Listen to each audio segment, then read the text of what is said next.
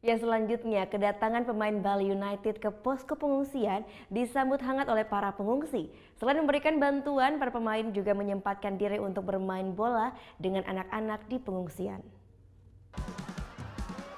Seperti inilah sambutan warga ketika pemain Bali United mengunjungi posko pengungsian di Gor Sweca Purakuku.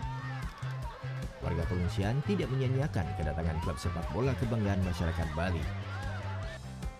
Mereka pun berebut saat para pemain seperti Nick van der, Han Hyun Kyon, Kade Sugadana, dan pemain lainnya membagikan jersey kepada para pengungsi. Para pengungsi yang sebagian besar fans Bali United merasa senang mereka bisa bertemu langsung dengan pemain favoritnya. Seperti Kade Dandi, pengungsi asal desa Sebuli Karangasem ini tidak menyangka klub kebanggaannya berkunjung ke posko pengungsian. Sekali ya, meskipun saya jauh, ya bisa ketemu di sini. Sebelumnya sudah pernah ketemu pemain Bali United? Belum, sama sekali belum pernah. Terus dengan ketemu ini gimana jadinya? Ya senang lah, bisa salaman juga sama pemainnya.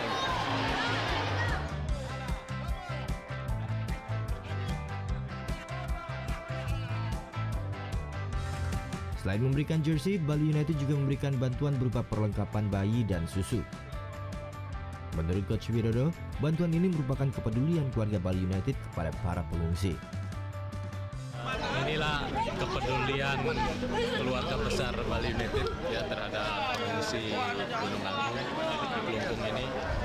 Saya berharap sih ini mudah-mudahan cepat selesai ya, tidak terjadi sesuatu apapun. Kami berdoa juga untuk kesehatan dan kesabaran pengungsi. Semoga ini saya berdoa sih cepat selesai. Dan tak lupa, sebelum meninggalkan lokasi pengungsian, Marcos Flores, Han Hyun Kyon, Nick van der, dan Syakri Sulaiman mengajak orang-orang di pengungsian bermain bola. Meskipun menggunakan bola plastik, namun tak menyurutkan minat para pemain Bali United untuk bermain bola dengan anak-anak di pengungsian.